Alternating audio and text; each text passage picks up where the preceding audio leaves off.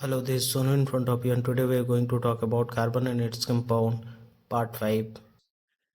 अभी तक हम लोग कार्बन एंड इट्स कंपाउंड का पार्ट 4 तक पढ़ चुके हैं। आज हम लोग पढ़ने वाले हैं पार्ट 5। पार्ट 5 का सबसे पहला टॉपिक में आता है इथेनोइक एसिड। इथेनोइक एसिड होता क्या है? वो इथेनोइक एसिड को हम लोग क्या बोलते हैं? एसिटिक एसिड भी बोलते हैं। तो इथेनोइक एसिड क्या होता है? सेकेंड मेंबर होता है होमोलोगस सीरीज का। सेकेंड मेंबर बोलने का मतलब होता है, जैसे अगर हम लोग का COOH है, इसमें अगर एक H लगेगा तो क्या बन जाएगा? Methanoic acid. ठीक है। तो ये उसके बाद वाला जो आता है वो एक CH3, और उसके बाद आता है COOH। यहाँ पर एक कार्बन वाला बात था, यहाँ पर आपका दो कार्बन वाला बात है। इसी के कारण हम यहाँ पे क्या लिखे हैं? Second member. बात समझ में आया? of the homologous series of carboxylic acid, the formula of the ethanoic acid is CH3COOH। जो फॉर्मूला होता है इथेनोइक एसिड का वो क्या होता है? आपका CH3COOH। तो ये वाला फार्मूला, और इसीलिए ये था सेकेंड मेंबर। और इसको हम लोग क्या करते हैं? कॉमनली हम लोग बुलाते हैं एसिटिक एसिड से। उसके बाद है physical properties of the ethanoic acid. Ethanoic acid का फिजिकल प्रॉपर्टीज क्या क्या होते हैं, तो चलिए देखते हैं। Ethanoic acid is colourless liquid. Ethanoic acid जो है आपका कलरलेस लिक्विड होता है। कलरलेस मतलब उसका कोई कलर नहीं होता है।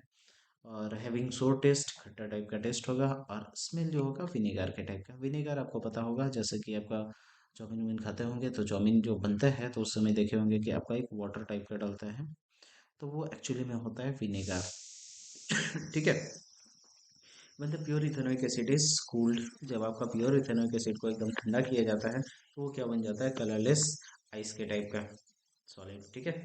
Ethanoic acid is miscible with water in all proportion. Ethanoic acid को आप वाटर में किसी भी प्रोपोर्शन में मिला सकते हैं। अगर आप जैसा परसेंटेज चाहे वाटर का ले सकते हैं, और जैसा इथेनोइक एसिड का चाहे वैसा परसेंटेज लेके आप उसको मिक्स कर सकते हैं।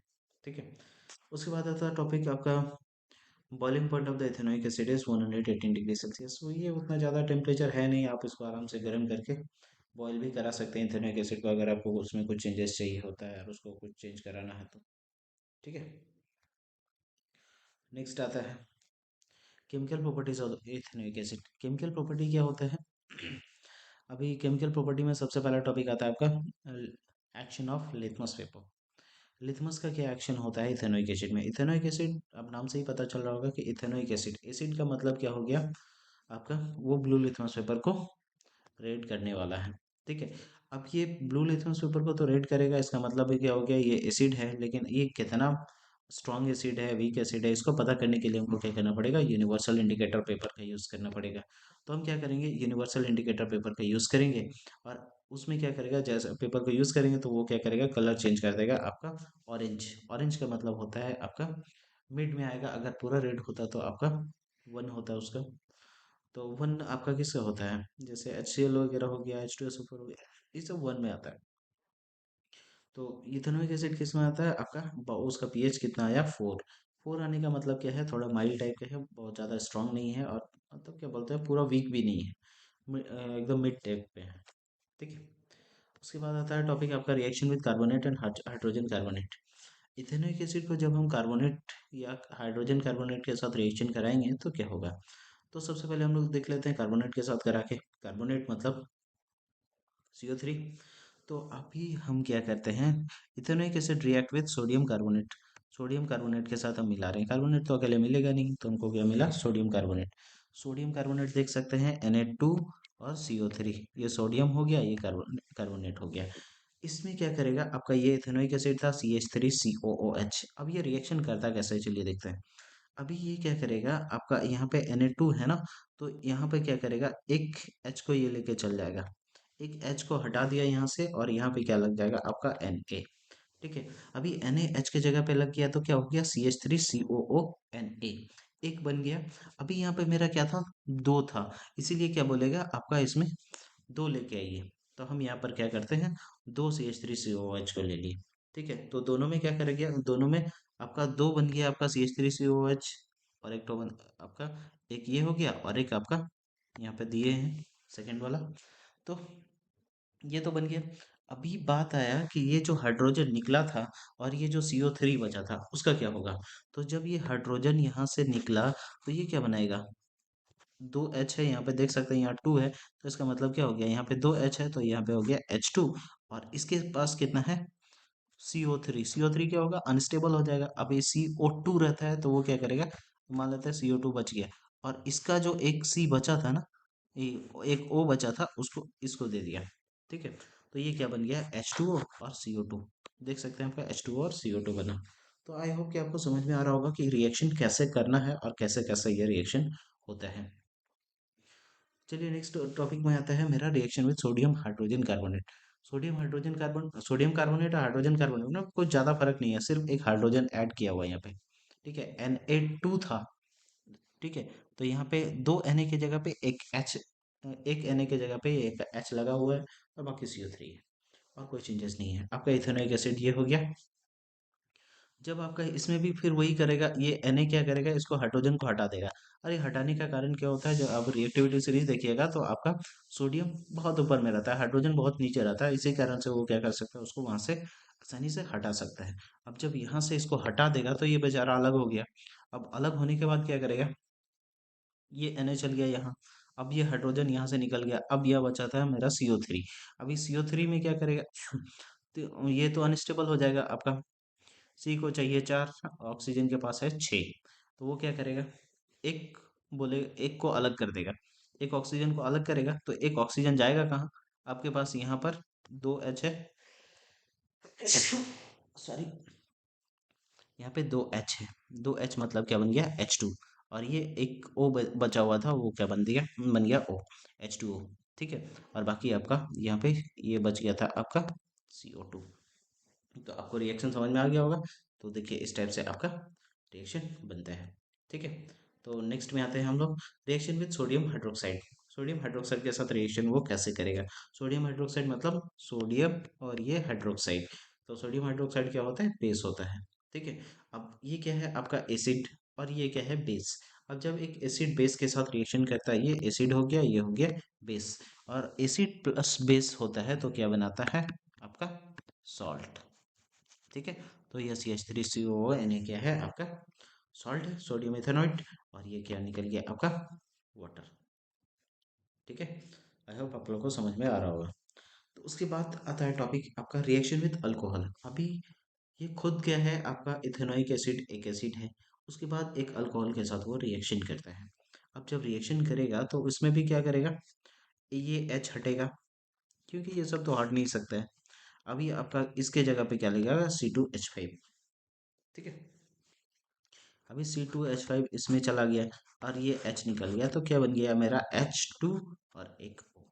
H2O हो गया, और अब मेरा क्या बन गया था, CH3COO, और यहाँ पे CH2, ये दोनों मिलके मेरा ये बन गया। और ये जो रिएक्शन होगा किसके प्रेजेंस में होगा, हाइड्रोक्लोरिक एसिड के, सॉरी, सल्फ्यूरिक एसिड। ठीक है, सल्फ्यूरिक एसिड H2SO4 के प्रेजेंस में होगा। और ये जो सल्फ्यूरिक एसिड लेंगे हमको बहुत ही कम अमाउंट में लेना पड़ेगा, और अगर हम ज़्यादा अमाउंट में लेते हैं ना तो ये लिक्विड नहीं बनेगा, ये आपका एनहाइड्रस बन जाएगा। ठीक है, आपका यहाँ पे लिक्विड पूरा जितना वाटर निकला था ना, ये एक अमाउंट तक वाटर निकला हुआ है। लेकिन अगर मान लीजिए ये आपका बहुत ज़्यादा यहाँ पे H2SO4 मिला देते हैं, तो ये क्या करेगा, पूरा वाटर को यहाँ से उड़ा देगा, और ये सूखा पाउडर टाइप का बन जाएगा। ठीक है, तो उससे हमको फिर हमको जो डिज़ायर्ड आउटकम चाहिए हमको वो मिलेगा नहीं। उसके लिए हम क्या करेंगे, एक अमाउंट में, कम अमाउंट में H2SO4 मिलाते हैं।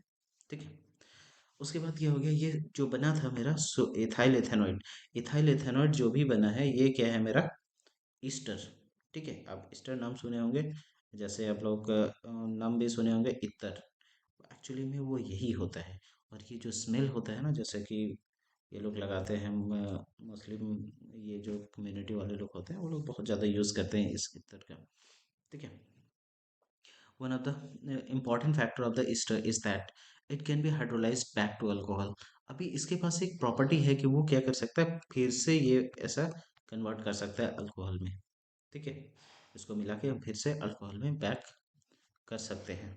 ठीक है, आई होप आप लोग को समझ में आया होगा। चलिए नेक्स्ट में आते हैं आपका hydrolysis of ester. When the ester is heated with a sodium hydroxide solution, जब हम एस्टर को हीट करेंगे सोडियम हाइड्रोक्साइड सॉल्यूशन के साथ, तो आपका एस्टर हाइड्रोलाइज हो जाएगा। ठीक है, हाइड्रोलाइज हो जाएगा और क्या बन जाएगा, प्रीवियस जो आपका अल्कोहल मिलके बना था, जैसे ये रिएक्शन देखे, ये दोनों मिलके जैसे बना ना, ये दोनों मिलके आपका इधर वाला बना, तो वैसा ही इसमें भी क्या क्या क्या करेगा, ये दोनों मिल, वही दोनों मिलके फिर से पहला वाला कंडीशन बनाएगा, CH3COO और आपका C2H5OH। ठीक है, आई होप आप लोगों को समझ में आ रहा होगा। The alkaline hydrolysis of ester is known as saponification. ये जो अल्कलाइन फॉर्म होता है, मतलब ये क्या है, NaOH क्या है, बेस है, इसके साथ जो हाइड्रोलाइसिस हो रहा है ये इसके ईस्टर का, तो हम इसको बोलते हैं सपोनिफिकेशन। ठीक है, सपोनिफिकेशन का मतलब हुआ सोप बनने का तरीका। ठीक है, उसके बाद है uses of the ethanoic acid और एसिटिक एसिड। आप इथेनोइक एसिड और एसिटिक एसिड का यूज कैसे कीजिएगा। Dilute ethanoic acid is used as the food preservative in the preparation of pickles. जब आप डाइल्यूट इथेनोइक एसिड का यूज करते हैं, तो वो आप यूज करिए किसमें, आपका प्रिजर्वेटिव के फॉर्म में आप यूज कर सकते हैं। ठीक है, प्रिजर्वेटिव जैसे पिकल्स बनाते हैं ना, तो उस समय प्रिजर्वेटिव के फॉर्म में आप इथेनोइक एसिड का यूज कर सकते हैं, जिससे आपका पिकल्स बहुत सालों साल तक रहेगा और वो खराब नहीं होगा। ठीक है, ethanoic acid is used in the preparation of dye. Dye बनाने, कलर वगैरह बनाने में यूज़ करते हैं। उसके बाद आपका प्लास्टिक्स वगैरह में या फार्मास्यूटिकल्स में, इस समय हम इसका इथेनोइक एसिड का यूज़ कर सकते हैं। Ethanoic acid is used in the manufacture of acetone, acetone वगैरह बनाने में एंड ईस्टर बनाने में, ठीक है, या परफ्यूम बनाने में, इस समय हम इथेनोइक एसिड का यूज़ करते हैं। Ethanoic acid use to coagulate the rubber from latex. ये जो इथेनोइक एसिड होता है ना, उसको हम क्या क्या कर सकते हैं, लेटेक्स जो होता है हम लोग का झारखंड में बहुत ज़्यादा अमाउंट में पाया जाता है। आप लोग अगर पता हो तो आप लोग बताइएगा कि कमेंट सेक्शन में बता सकते हैं कि ये कितना परसेंट आपका लेटेक्स, टोटल टोटल जो इंडिया में लेटेक्स पाया जाता है उसका कितना परसेंट हम लोग का झारखंड में पाया जाता है। ठीक है, तो इथेनोइक एसिड जो होता है, ये जो लेटेक्स है ना, उसको जमा के, कोगुलेट करना मतलब जमा करना, उसको जमा के रबड़ बनाने का जो काम आता है, उसमें होता है इथेनोइक एसिड का यूज। ठीक है, नेक्स्ट टॉपिक में आता है soap. Soap is a sodium salt of long chain carboxylic acid. Soap क्या है, sodium salt long chain carboxylic acid का। लॉन्ग चेन कार्बोक्सिलिक एसिड बताएंगे कैसा होता है। Which has the cleansing property in water, जब वो वाटर के साथ मिलता है तो उसके पास क्लींजिंग का प्रॉपर्टी होता है। It has non ionic hydrocarbon group. ये क्या होता है, एक में होता है इसका नॉन आयोनिक हाइड्रोकार्बन ग्रुप और एक होता है आयोनिक हाइड्रोकार्बन ग्रुप, ये दोनों मिला हुआ रहता है। नॉन आयोनिक वाला जैसे देखिए सोडियम स्टेरेट, उसके बाद आता है सोडियम palmitate। ठीक है, ये जो हो गया आपका नॉन आयोनिक वाला, और ये हो गया जैसे नॉन आयोनिक, और ये आयोनिक पार्ट, ये भी हो गया नॉन आयोनिक और ये हो गया आयोनिक पार्ट। ठीक है, और ये दोनों मिलके ऐसा रहता है। इस टाइप का फिगर देखे होंगे आप लोग बुक में। ठीक है, ये आपका आयोनिक पार्ट हो गया। ठीक है, और पीछे वाला क्या होता है आपका non ionic part. Non ionic part में क्या हो गया आपका C17H35 हो सकता है, या C15 या H31 हो सकता है। ठीक है, और अगर ये दोनों क्या है, सोप का टाइप है। उसके बाद देखिए सोप तो आपको पता चल गया कि कौन सा टाइप होता है, क्या काम होता है उसका। तो हम उसको बना कैसे सकते हैं, चलिए देखते हैं। Soap is made from the animal fat और वेजिटेबल ऑयल। सोप को आपको बनाते किससे हैं, एनिमल के फैट से और वेजिटेबल ऑयल्स। एनिमल फैट मतलब जानते होंगे आप लोग, एनिमल जो कि बूढ़ा हो जाता है उसको क्या करता है, यहाँ से आदमी लोग बेच देता है, बेचने के बाद क्या करता है वो लेके जाता है, और ले जाने के बाद उसको काट के उसका जो फैट्स होता है, उसका फैट्स को निकाल के उससे आपका साबुन बनाया जाता है। ठीक है, उसके फैट्स और या फिर वेजिटेबल ऑयल जो होता है उसमें बहुत ज़्यादा अमाउंट में ईस्टर होता है, नेचुरली अकरिंग ईस्टर, जो कि हमको बनाना नहीं पड़ता है। ठीक है, वो नेचुरली ईस्टर उसमें रहता है। और दूसरा बात है, फैटी एसिड बहुत ज़्यादा रहता है। ठीक है, और अल्कोहल, तो ये सब सब मिला जुला के हम क्या बोल सकते हैं, ग्लिसरॉल। ठीक है, ये बहुत ज़्यादा होने के कारण हम इसका यूज़ करते हैं। अब बहुत सारा आपका ग्लिसरीन का लिक्विड भी आता है, जिसको आप देखिएगा बॉडी में लगाइएगा तो वो क्या करता है, उस एरिया को गोरा टाइप का बना देता है। ठीक है, when the animal fat or the vegetable oil is heated with the soil of sodium hydroxide, it is split to form the sodium salt of fatty acid and glycerol। जब आपका एनिमल फैट और vegetable oil को हम लोग heat करते हैं, ठीक है, एनिमल फैट हो गया या फिर वेजिटेबल ऑयल को जब हम लोग हीट करेंगे किसके साथ में, सॉल्यूशन ऑफ सोडियम हाइड्रोक्साइड, मतलब सोडियम हाइड्रोक्साइड हो गया NaOH, ये बेस हो गया अल्कालिस और ईस्टर। अल्कालिस आप लोग को पता होगा, अगर नहीं पता है तो बता दे रहे हैं। अल्कालिस क्या होता है, वैसा टाइप का बेस जो कि आपका वाटर में सोल्यूबल होता है। कुछ बेसिस ऐसे भी होते हैं जो वाटर में सोल्यूबल नहीं होते हैं, तो हम उसको अल्कालिस में नहीं यूज करेंगे। ठीक है, they split to form the sodium salt of fatty acid and glycerol. और वो क्या बनाया आपका, सोप, सोप बनाया और आपका ग्लिसरॉल बनाएगा। ठीक है, and the process of making soap by the hydrolysis of fat and the oil with the concentrated sodium hydroxide solution is called saponification. और वो जो प्रोसेस होता है जिसमें कि हम सोप का हाइड्रोलाइसिस करेंगे, ठीक है, हाइड्रोलाइसिस होगा किसका, फैट्स का, और या फिर ऑयल जो हम यूज करेंगे उसका, किसके प्रेजेंस में होगा, सोडियम हाइड्रोक्साइड के प्रेजेंस में होगा। ठीक है, तो हम उसको क्या बोले, सपोनिफिकेशन। नेक्स्ट आता है आपका structure of soap molecule. Soap molecule का स्ट्रक्चर हम आपको जैसे दिखाए थे, आपका यहाँ पर आपका स्टेप से होगा, और यहाँ पे ये आयनिक पार्ट आपका ऊपर रहेगा और पीछे में रहता है आपका non ionic part. The long hydrocarbon chain is hydrophilic, hydrophobic sorry, long hydrocarbon chain जो होता है वो क्या होता है, हाइड्रोफोबिक। ये क्या करता है, हाइड्रोफोबिक है। ठीक है, वाटर रिपेलिंग। ठीक है, वाटर को वो रिपेल करता है, मतलब वो वाटर के साथ रिएक्शन नहीं करेगा। ठीक है, और जो फ्रंट पार्ट होता है ना, वो हो गया आयनिक पार्ट। ये वाटर के साथ रिएक्शन नहीं करेगा, तो फिर हम इसको यूज़ क्यों कर रहे हैं। ये जो आपका कपड़ा जो कि आप खींचने के लिए जिसमें कपड़ा में आप साबुन लगाइएगा, तो जिसमें लगाइएगा तो ये ऑयल और डर्ट जो होता है ना, उसके साथ ये वाला पार्ट रिएक्शन कर जाता है, पीछे पूंछ वाला। ठीक है, इसके पूंछ वाला जो पार्ट होता है वो उसका डर्ट के साथ रिएक्शन कर जाता है। ठीक है, अब जब रिएक्शन कर जाएगा तो उस कपड़ा में तो रहेगा नहीं फिर। ठीक है, वहां से उसको छोड़ा देगा, और ये जो होता है आपका वाटर में जाके रिएक्शन करेगा, और ये उसके साथ आपका ग्रीस वगैरह के साथ रिएक्शन नहीं करेगा। ठीक है, तो निकलने के बाद फिर इसको ये लग जाएगा इसमें, साथ में ये दोनों मिल गया आपका। ठीक है, एक हो गया आपका ये वाटर को रिपेल करने वाला, ये वाटर को अट्रैक्ट करने वाला। ये वाटर को रिपेल करेगा तो ऑयल को अट्रैक्ट करेगा, और ये वाटर को अट्रैक्ट करेगा तो आपका ऑयल को रिपेल कराएगा। ठीक है, तो यही उससे छुड़ाने का काम करेगा और ये उससे खींचने का काम करेगा। इस तरीके से आपका कपड़ा साफ हो गया। ठीक है, the hydrocarbon part of the soap molecule is soluble in oil. Hydrocarbon part जो होता है वो वाटर में soluble होता है। Sorry, hydrocarbon part of the soap molecule is soluble in oil and grease. Hydrocarbon part जो है वो आपका ऑयल और ग्रीस में हुआ, वही लिखा हुआ है जैसा कि आपको बताया। ठीक है, उसके बाद है limitation of soap. When the soap is used for washing cloth, जब हम लोग सोप का यूज करते हैं कपड़ा को धोने के लिए with hard water. Hard water आप लोग को पता होगा वाटर क्या होता है, दो टाइप का होता है, एक होता है हार्ड वाटर और एक होता है सॉफ्ट वाटर। ठीक है, एक हार्ड वाटर है और एक सॉफ्ट वाटर। ये जो हार्ड वाटर होता है ना, वो क्या होता है आपका कपड़ा धोने के लिए ठीक नहीं होता है, लेकिन पीने के लिए ठीक होता है। ठीक है, पीने के लिए आपका इसका टेस्ट ठीक रहेगा। लेकिन ये जो सॉफ्ट वाटर होता है ना, ये आपका कपड़ा धोने के लिए ठीक है। ठीक है, लेकिन पीने के लिए ये ठीक नहीं होता है। बात समझ में है। तो ये हार्ड वाटर के साथ हो, अगर हम इसको धोने जाते हैं तो एक्चुअली में होता क्या है, तो वो क्या करता है, जब आप उसको धोने जाइएगा ना तो बहुत ज़्यादा आपका सोप का यूज़ होगा। ठीक है, क्योंकि वो जो सोप आप उसमें लगाइएगा तो वो क्या करेगा, आपका कैल्शियम और मैग्नीशियम आयन जो वाटर में रहेगा उसके साथ वो रिएक्शन कर जाएगा, और वो क्या करेगा आपका क्या बोल देते हैं उसको, इंसॉल्युबल पार्टी से प्रेसिपिटेट बना देगा।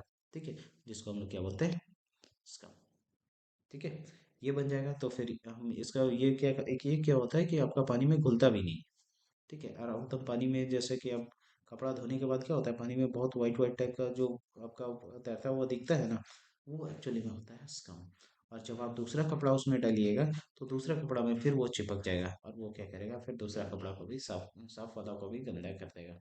ठीक है, आप देखिएगा कि बहुत सारे कपड़ों में क्या होता है, धीरे धीरे हम लोग को अगर हार्ड वाटर है ना तो हम लोग का कपड़ा धीरे धीरे पुराना पुराना बहुत ज़्यादा पुराना लगने लगता है। अब 2-4 बार पीसने के बाद बहुत ज़्यादा पुराना लगने लगता है, पर एक्चुअली में क्या होता है उसमें स्कम जमने लगता है।